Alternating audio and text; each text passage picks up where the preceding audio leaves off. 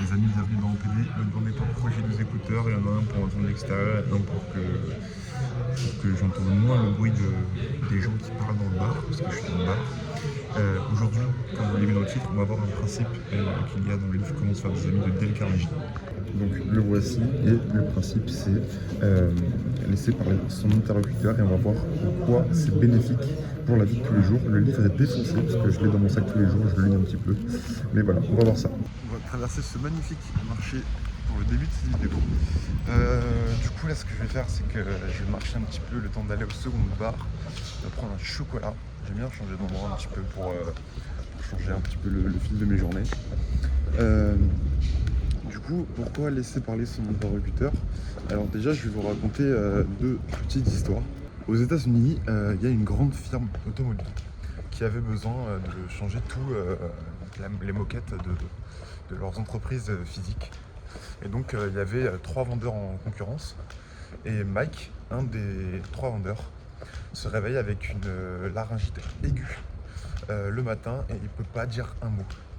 Du coup, il se rend quand même à la négociation. Et le président de la firme prend parti pour lui, en tout cas c'est son porte-parole. Et du coup forcément quand on est porte-parole de quelqu'un, on est forcé de prendre parti pour lui. Et en fait il va juste écrire les objections et les objectifs de sa vente. Et après on va parler pour lui et donc la firme va pouvoir s'exprimer comme elle veut, sans être interrompue. Et en fait ce qui se passe c'est qu'il va réussir à vendre très facilement. Il fera une vente à 1,6 million de dollars. Ce qu'il n'a jamais fait auparavant. Et en fait, qu'est-ce qu'on peut comprendre là-dedans et qu'est-ce qu'il raconte? C'est qu'il dit qu'il n'avait pas du tout cette vision des choses que le président avait, parce que le président, il est dans la compagnie, donc il peut comprendre les besoins. Et sans s'exprimer, en fait, ça lui a permis de vendre ce qu'il n'aurait pas fait s'il aurait pu s'exprimer, parce qu'il aurait commencé à se défendre, à peut-être moins écouter ses interlocuteurs. Et voilà le premier exemple qui montre que laisser parler une personne en face peut nous permettre d'obtenir des choses pour nous. La deuxième histoire, c'est dans les années 1900 et quelques. En fait, une compagnie d'électricité voulait implanter l'électricité dans les zones rurales. Et puis Joseph dit à ses collègues, mais pourquoi on ne va pas voir les fermes pour les poules, etc., mettre de la lumière artificielle. Et ils leur disent ouais non on a déjà essayé, ils sont contre la compagnie, etc. Et donc il décide d'y aller quand même. Il va voir une dame qui gère la ferme. Et elle lui ferme la porte au nez dès qu'elle voit son insigne. Et puis là il retoque. Il leur dit non mais du coup je voudrais juste vous acheter des œufs. Et elle lui dit mais pourquoi vous voulez acheter des œufs, vous en avez pas et tout. Il dit bah si j'ai des Dominiques mais elles font des œufs blancs.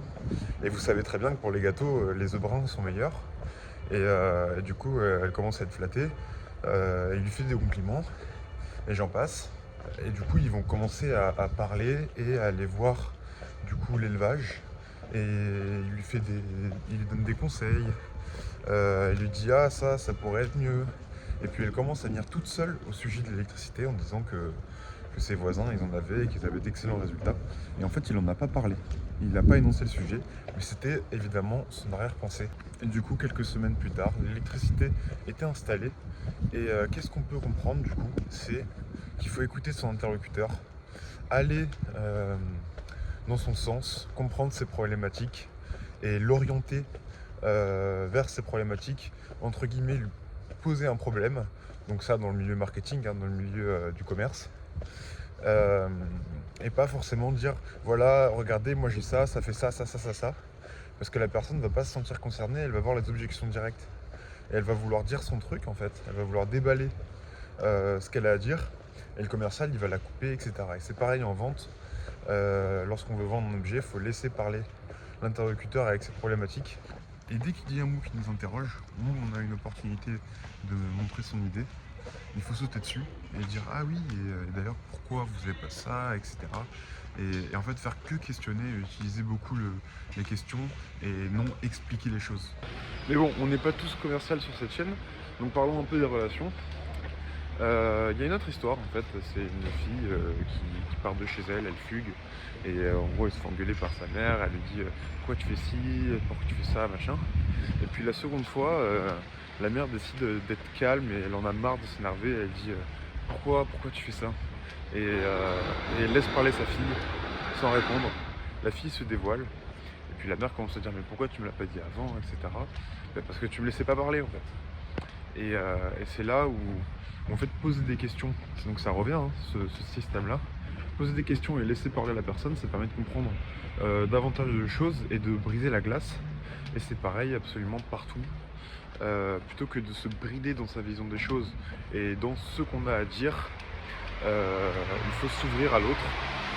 Et ça peut être compliqué. Quand il y a une seule personne qui est fermée en face de nous, il faut la questionner et la laisser parler et subir le fait que, je sais pas, elle s'intéresse pas à nous, qu'elle s'énerve, etc. Par contre, quand il y a deux personnes qui sont dans cette optique-là, c'est là que la relation marche plutôt bien.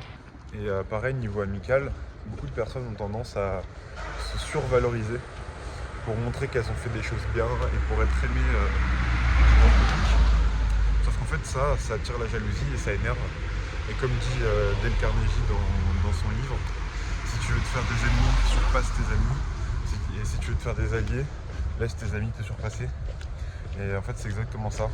Il faut laisser parler ses amis et leur montrer qu'ils ont de l'importance pour nous et qu'ils ont des qualités que nous, on n'a pas. Et une relation saine, c'est basé sur deux amis qui ont ça. Et c'est là qu'ils se complètent, qui se complimentent et qui parlent d'eux quand on leur demande, quand on leur pose des questions. Et forcément, les deux font ça, les deux parlent d'eux. Et c'est vrai que beaucoup de personnes ne s'intéressent pas à vous. Et puis quand vous passez beaucoup de temps avec une personne qui parle que d'elle et vous lui posez des questions et il n'y a jamais de retour, des fois tu te dis putain, j'aimerais bien qu'il s'intéresse à moi. Et puis après, bon, t'oublies et tu veux pas de relation avec cette personne. C'est comme ça que ça marche. En résumé, laisser parler l'autre personne, c'est la mettre en valeur, de faire du bien à elle, faire du bien à nous si on a quelque chose à vendre, si on a envie de se faire des amis. On revient sur la vidéo que j'ai fait sur le silence. Vous pouvez la voir si vous voulez, ça parle un peu de ça. D'ailleurs, ça vient aussi du livre. Laisser le silence, c'est aussi laisser parler la personne et engendrer les mêmes effets. Sur ce, moi je vous souhaite une bonne journée. Je vous dis à demain pour un nouvel OPD. Ciao.